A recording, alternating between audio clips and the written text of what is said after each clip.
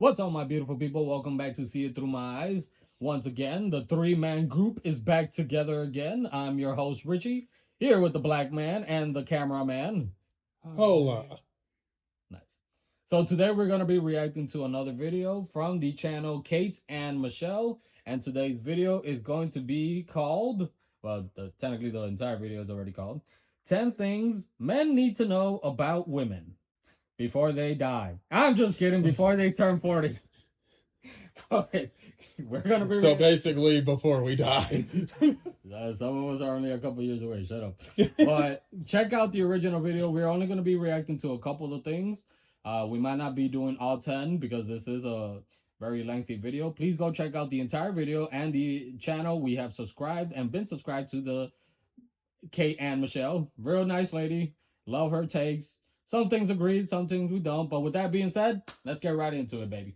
Have you ever wondered why women seem much more emotional? Why they might overthink everything, need more emotional reassurance, or seem to react strongly to certain situations? Well, my friend, it's not them just being dramatic. It's about personality dimensions, specifically a trait called neuroticism. Now, neuroticism is a really fancy way of saying how emotionally reactive somebody is. It includes things like anxiety, mood swings, and being much more sensitive to stress. And guess what? Research shows that women on average are much higher in neuroticism than men. Now, before you guys freak out, this does not mean all women are emotional roller coasters or that men don't feel their emotions at all. It's just a behavioral pattern due to a psychological dimension that is much higher in women than it is in men most of the time. So how does neuroticism show up? Well, it's those times when a woman might react to something severely while you see it as insignificant, or where she's overthinking and anxious about things going wrong, whereas you feel like everything's going right. Maybe she's even asking for more reassurance. Do you still love me? Are we okay? Even when to you, everything seems fine. What's really happening is that her brain is wired to respond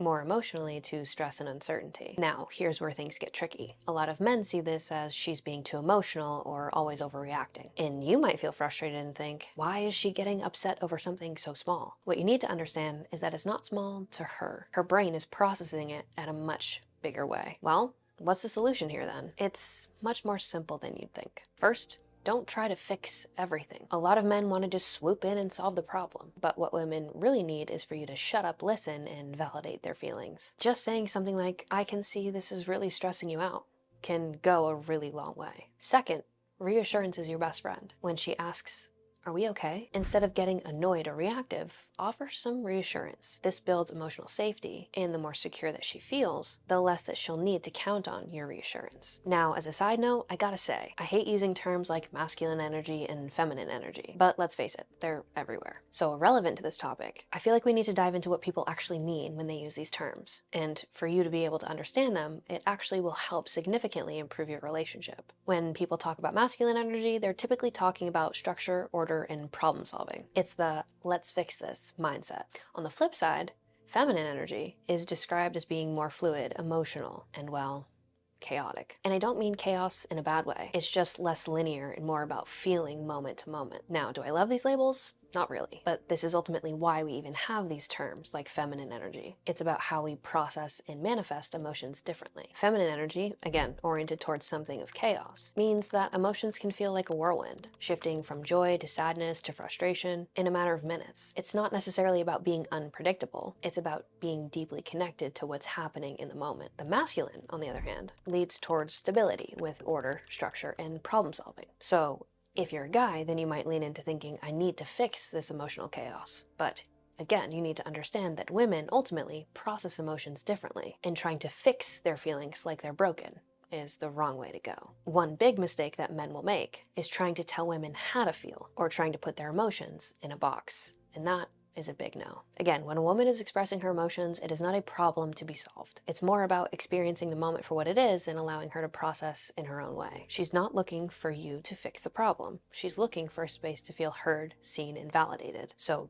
don't tell her to calm down or that she's overreacting. That's like pouring more gasoline on a fire. And for men who struggle to understand their female counterparts' emotions, here's something that will solve a lot of your frustration. Do not internalize her emotions. Just because she's upset or feeling overwhelmed doesn't necessarily mean it's about you or something that you did. And if you're somebody with an anxious attachment style, you might believe that her ebbs and flows in emotion mean that the relationship is at risk, or that you've done something wrong. Understanding that women are much more emotionally expressive, and sometimes she's just processing a bunch of shit that's going on in her life, can help you understand that it's not always about you, or something in the container of your relationship. So aim to avoid the space of, what did I do? I'm always doing something wrong. She's upset with me again. And just aim to listen and be supportive as best you can. Now, when emotions are really high, what can you do tactically to help her calm down a little bit? Let's talk about 3 things that work wonders. 1.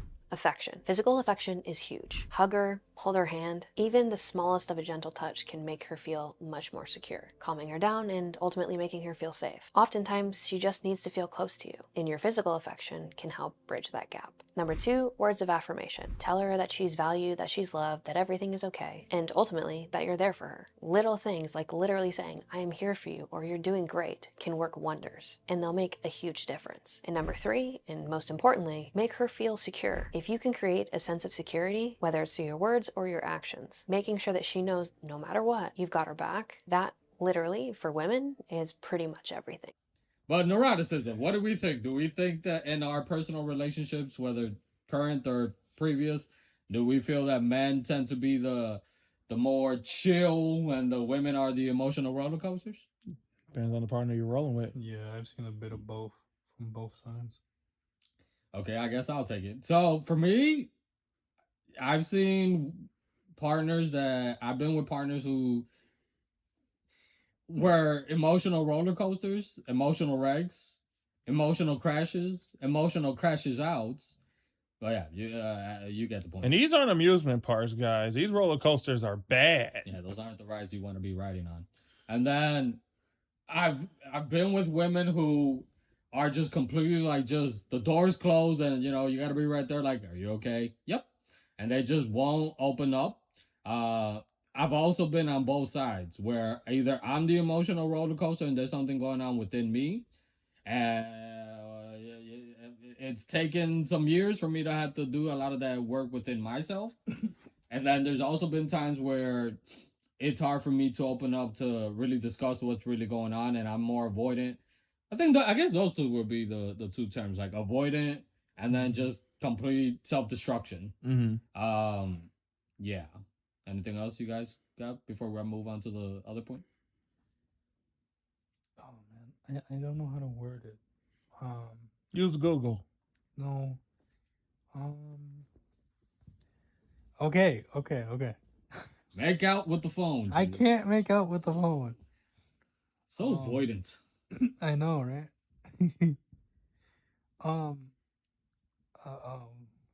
God damn it. We got nothing to say, dude. I got to say was nothing. I'm sorry, I lost my train of thought when you told me to make out with the phone. I have to really pucker up and get in the mood. Goodness. We've been recording all day, guys, so we're kind of tired out. So I guess we'll just move on to the other point since Jesus had a brain fart.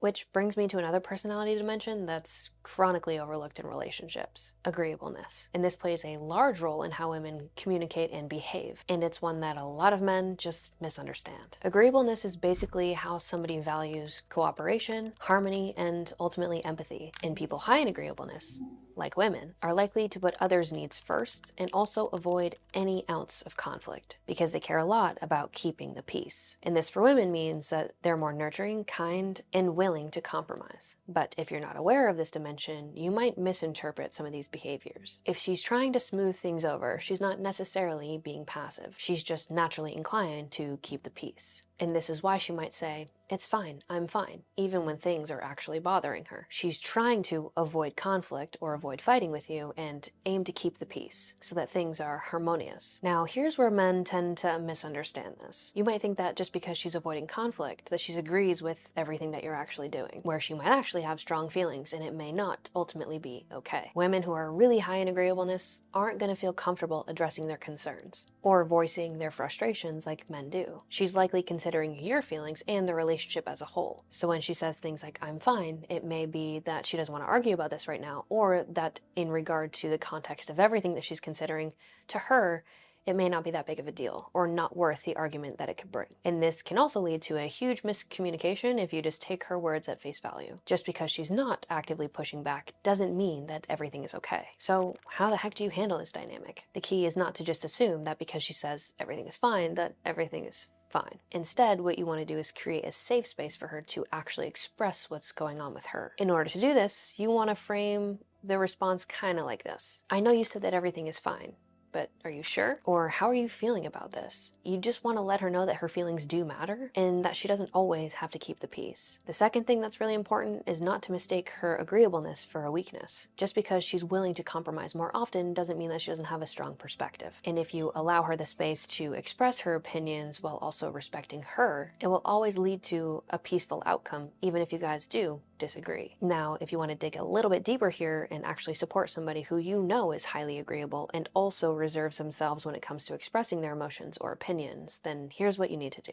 Let her know that you want to understand where she's coming from, even if you guys ultimately end up disagreeing. Just opening a space to be able to feel understood can create a deeper level of connection and intimacy in the relationship, while also alleviating the fear that if she does bring up a concern, it's going to result in a conflict. Number two, make sure that you put in appreciation for when she does compromise or you know she's biting her tongue. Many people will take this for granted, but if you had to choose between somebody who's willing to think outside of just their perspective lens and also willing to compromise along the way, it's much better than being in a place where you're constantly fighting with somebody who always has to be right. Now, the last thing that's really important to understand is if you have a partner who's really high in agreeableness, one of the reasons that they will bite their tongue or reserve their opinions is because they tend to catastrophize the outcome of what if we do fight. And oftentimes this stems from a core belief or fear of abandonment. And so if you want somebody to open up about their inner world or the things that are going on with them, while also alleviating the fear that they have around being abandoned in the relationship because you got into an argument, make sure that you open the conversation, letting them know, I know you're upset. I know you've got some opinions. I'd love to understand them. And also understand that even if we do disagree here, it doesn't mean that everything's going to blow up. Making it clear that disagreements don't end the relationship creates a safe space for different opinions. And you'll help her feel more comfortable being direct, understanding that it's not going to completely disrupt the peace. Agreeableness. Now, how in our previous relationships do we feel like we've been agreeable? Have we do we feel like our spouses were the agreeable ones? What do we think? Because I got something to say both about mine and also what I've observed with I think What? What is it? I think from my personal experience, there have been moments where there were like I shouldn't have been so agreeable Mm. with some things, especially with like how the way I was treated Mm. and stuff like that. Relationship wise? This goes for both like relationship wise and friendship wise, because it's like um there comes a time where you have to have difficult conversations, right? Mm. And usually someone who is agreeable doesn't like to have difficult conversations for whatever reason. Like they might be afraid that, oh, things might end, or they might be afraid that the other person's perception of them might change because of the conversation and stuff like that. It's something that I've been trying to work on and stuff, especially feeling more safer to disagree Mm. Safe. and Safe zone. to understand that just because I disagree on something, that doesn't mean that it's the end of like the friendship. The world's or, imploding. Yeah, yeah. It doesn't mean like it's the end. You know, Mm. like there are bound to be disagreements, so long as you guys can understand each other without the fight. You know. For me, I have found myself in moments where I've caught myself being agreeable. It's mostly when I'm just tired of arguing, or when you get to the point if you're with somebody who loves to argue and doesn't want to see your point of view and just kind of going back and forth. Or they're knee deep in their own. They know they're wrong, but they just want to win, kind of thing. And you'll see that like in your early years when you're dating. Now as an adult, I've been in relationships where I still see that, and I'm just like I don't have that energy anymore to go back and forth. So if you're not even going to like listen to me, then fine, you're right, and then I'll tell you when what you were wrong about when later on When you're ready to be an adult. when I got the energy to bitch you out. Um, but most of the time I'm able to kind of speak my mind.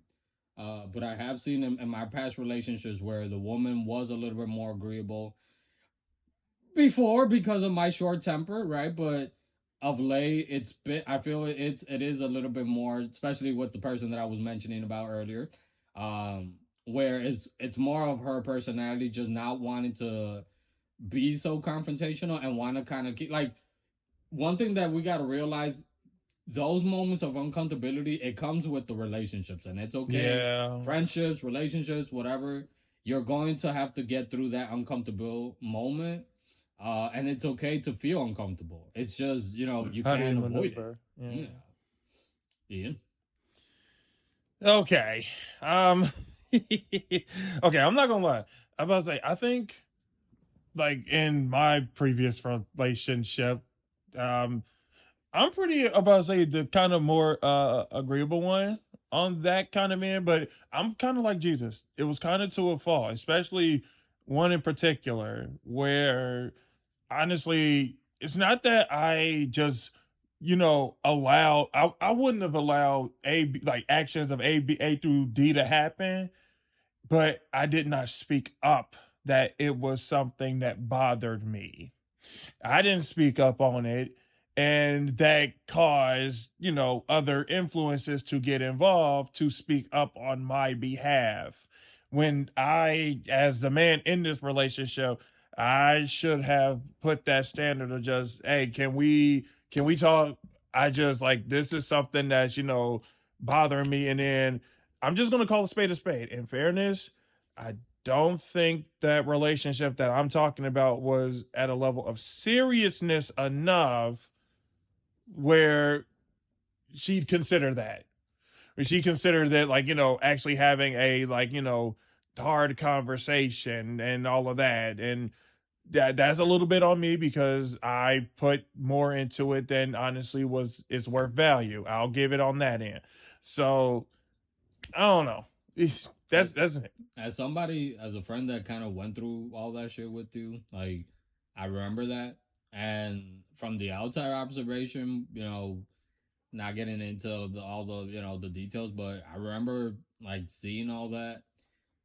The way that I kind of saw it, because she had a little bit more experience in the dating world than you did. I feel like it was kind of more like your first time as a in a serious relationship. Like, Yeah. her, probably just saw it as, this other guy that I'm dating during, this time of my life. And I feel that there wasn't that connection because you guys were on completely different, paths, Hmm. dating wise. One thing that I did see, and I think you've talked about it in previous videos, is your loyalty sometimes was to the point of not at what's it called, recognizing. Red flags. Yeah, like, because Yeah. you were agreeable with that person. However, with people that would criticize your relationship because you were so protective of her, you just completely shut them out. And I'm not, justifying or defending the people, because though their approaches were completely off too. But you just never gave it the time to be like, you know what, maybe they have a point. Their approach might This be is wrong. true. But I think that that's always kind of been, especially around that time, you always had that, because even in like friendships that I would see, that you had, you were kind of like that, and I don't think it was a bad thing. I think it was just you were loyal to a point where it's like, yeah, I admit that my friend or my girlfriend has flaws, but I'm not gonna let people just completely shed on them. And I feel like, knowing you and seeing like your growth, I think you've gotten to a point where it's like you can hear people talk shit or criticize and all that. It doesn't mean that they're, as a friend, that means that you're being a bad friend because you're not defending their Yeah. honor. You get me? Like, Cause I'm not even going to cap here. That was officially at the time like the like first girlfriend, because like interactions with women in general, that shit sale. But that was my first one in high school, like at the time. And the problem was I was so ingrained in that I'm not gonna lie to y'all, I was just not, I wasn't hearing it, I wasn't having it, because I was in that that position. I don't want to be single again. I don't want to be, by myself again. So I'm going to hold on to this thing as much as possible, no matter what. And you were young, and like I said, like this was one of, if I'm not mistaken, like one of your first serious quote unquote relationship, or at least what we think when we're young and at that age and that Yeah. phase in our lives. Yeah, like we were there. And so I was just kind of just wrapped in that delusion where I'm just like, okay, it's fine that I could message this chick. I don't hear anything for the day going into a few days and then kind of going into weeks. And, I'm still just sitting, I'm just sitting there just like, it's okay. It's fine. This and that. And then I'm on that, like, well, if she's upset, she would have said something. She didn't. And so I'm just like, well, I guess she's not upset. But it's like, I didn't even look at it from my end where it's like, was I happy? Was I happy here? Because it's kind of hard to be in a relationship that's meant for two, and it just kind of seems like you're by yourself. So the video, like I said, we're not gonna react to the entirety. So don't think that this is all. Go check out the entirety of the video on the original channel. Like I said, Kait Ann Michelle. Uh, Real interesting video. But before we wrap up, one thing that I kind of want to do, go around the triangle, the three of us, and list at least 3 or 5 things that we as men, straight men, would like to share that we wish women would know about us. Actually, hang on. No, actually, no. It's the other way around. Never mind, because the video is about things that men should know about women. Okay. 3 things that we have learned from, now that 2 of us are in our 30s, one is about to be 29, from when we were in our early 20s or teen years dating. At least 3 things that we have learned different that we used to think about women. Okay, so 3 things that I've learned. So I'm gonna go off by a decade. So from my 20s and late teens all the way till now in my 30s. 3 things that I've learned that are about women that I used to, I guess I had wrong before. The first one was that all that men and women communicate the same way when it comes to sex. Because I used to think, I never thought like, oh, women don't like sex because, well, I mean, I don't know if you're doing it the wrong way, but I never had that problem. But one thing that I did think was, women, like the way that we express ourselves in intimacy as men, that's how they also do it. So their body languages, and I don't mean it literally, but like what they're expressing, what they're is how I'm taking it. Like that's one thing that I've learned now as a 30-year-old, that I'm like, what we said in our previous video, women are more conscious with their emotional connection, whereas we men are more self-conscious with Mhm. our connection. Because I used to believe that we men didn't at all, and women did, and that was just it. But now as an adult, I'm like, no, because there are moments where women do the subconscious part, and we men have done it, consciously. If that makes any sense. The second thing that I would say, and you don't have to have 3 if you haven't come up with 3. 2 is fine. The second thing that I would say, actually, let's go around the table. Jesus. Let's see. Due to one of my friends being a girl, right, and being one of my best friends, uh, I say that they really enjoy moment to moment. Like it's not just about like the future and stuff like that. It can be, but for the most part, it's moment to moment. And when they express bids for connection, guys, please don't ignore that because that's them trying to say that I care about you and about us. So, Ian, if you want to go next. Well, I'll say it's like one thing I learned is I used to think I would have just women pegged for the sake of they all function the same way. That's definitely not the truth. That's definitely not true. I think over the years I learned that every woman is their own type.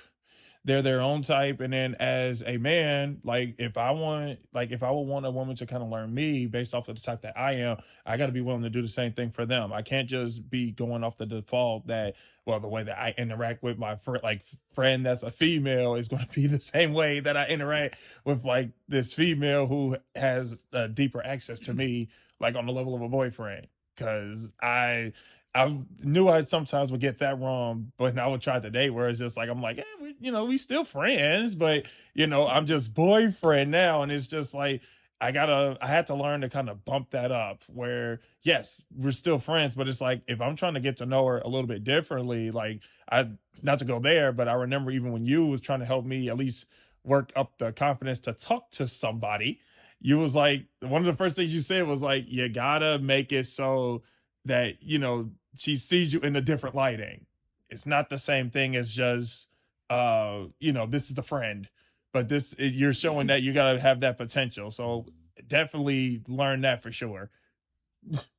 For me, one thing that I've learned now as a 30-year-old than I thought as a 20-year-old, I would say that like I shared earlier, like a lot of guys do, that just because there was physical contact from a female, and I'm talking about relationship, I'm not talking about outside of a relationship.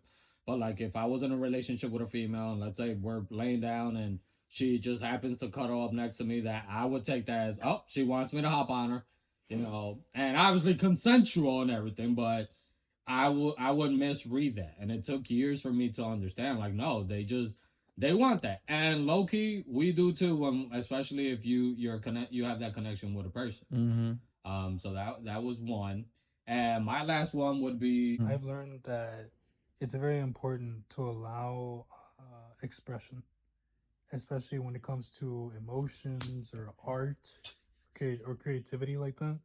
Because I've seen it, like especially with like politically, Mm, right, where it's like you have conservative women that are just bitter. They're very very bitter, and the reason why is because like they can't express themselves the way that non-conservative women can. So I think it's very important to like allow for freedom of expression, and even accept the fact that just like men, right, they're gonna have their moments where it's like what they say uh, might not be the best, right? And I think all of that is very very important. I got mine. What I have learned over the years is, as a man, controversial as it sounds, I'm going to say it. Be okay with doing the wrong thing. Hey, hear me out. I'm not saying go out there and purposely be a jackass or, go out there and do like absolute stupid stuff. But what I am saying, because I kind of caught it when I kind of was dating, I was so heavily just kind of focused on I gotta do this to do this right. I want to do this right. I want to do this, and then in my attempts, only focusing on just trying to be right in a relationship, I don't think it really like blossomed as a natural relationship because I was just so gung ho on just if I do this wrong, she's out. If I say this wrong, I'm an asshole, and then she's out. Like I was just kind of having that in the back of my head, and so rather than just being like present for the sake of just kind of like I said a few moments ago, kind of learning things along the way, I was in that whole just you got to like do this, do this, and make things right and all of that. And there, transparency. There was one conversation I had with ex where she brought it up, where she was just like, I feel like you, yeah, you're doing stuff purposely just to kind of make me happy, but you're not really trying to connect to me. And of course, I was on the shit. I'm like, what are you talking about? If like, how can you say that? I'm doing like this and that, but I'm like, I look back on it, I'm just like, you're right. I was just focused on just being right and all of that. So, like, simply put, you're gonna get it wrong. You're gonna get it wrong. As fellas, we don't know everything. We barely know ourselves, let alone like the opposite gender being women. So we're gonna get things wrong along the way. It does not mean, like Jesus said, the world's imploding. It's gonna, it's gonna call for sometimes a correction to be made and even those hard discussions, But if you take away from that and actually learn something from it, you'll be better. But most importantly, you have to learn while you're just moving through that relationship, naturally, not trying to just be Mr. Right guy, Mr. Nice guy, and all of that. It's just, if you get it wrong, it's okay. It's okay. So my final point, one thing that I've learned that I used to think in my 20s, and now I see how wrong I was in my 30s. Well, I'm in my 30s, is the fact that I learned that what we think that women are attracted to is completely off. Yep. And we also tend to generalize that all women are looking for or are attracted to the same thing, that, well, yeah. And I blame media. I blame both men and women who put that idea out there, especially nowadays, because that's completely false. I have all my relationships worked out. Obviously not, because here I am. But I've been in different relationships with different types of women, personalities, body types, colors, ethnicities, ages, whatever. And I've learned that I've had relationships where they were pretty good. I have relationships where they were bad. I had relationships where they were both. And I've learned that. I would put my own insecurities or my own takes. I'm like, okay, they want a 6 foot tall, rich motherfucker, and I would focus more on that. And obviously, I'm not gonna get there. Maybe the financial aspect of it, but I'm short, so never gonna be able to get to the tall part. But in reality, they are looking for this, this, and this, and I would neglect that, and then wonder when the relationship will fall apart, where I was missing out on the things that I wasn't paying attention to, because my focus was on the things that I thought I was missing out on, and that's why I wasn't attracting, or I needed to do that in order to keep the woman that I was with. And just my advice to a lot of dudes out there who maybe you have had it rough when it comes to relationships, maybe you just don't have luck with that type. Look, I know, I'm a pretty short dude, average looking. Do I get every female that I talk to? Hell no. And to me, it's just you got to look at yourself. Yes, the physical does count. Financial aspect of it, if you're looking for, a relationship like that, sure. But you always got to look at who you're attracting, who you're being attracted to, who you're approaching, how you're approaching, That's true. and just how you're taking it. Because if you're having bad luck with women and then you take it as, oh, well, all women are bitches and gold diggers and this and that, guess what, buddy? Now you're really up your luck. And if but if you're also just putting your full focus on, I'm looking for females who are like, looking like this, and this, and this, then don't wonder when all they're caring about is how they're looking and about, What you're making. and what attention they're getting from other people.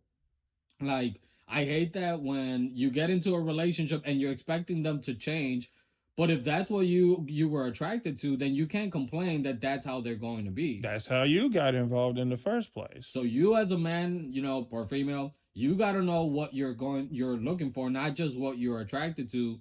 You got to think about it, if this attracts me, am I going to is this going to keep me around? Yeah. And what attracted them to me, and am I going to have that always for them to stick around? Yeah. Keep that open communication. So with that being said, do you guys got anything before we wrap up? No. So, with that being said, please go check out the entirety of that video to the Kait Ann Michelle channel. Check her out. Subscribe if you haven't to hers. Subscribe to our channel.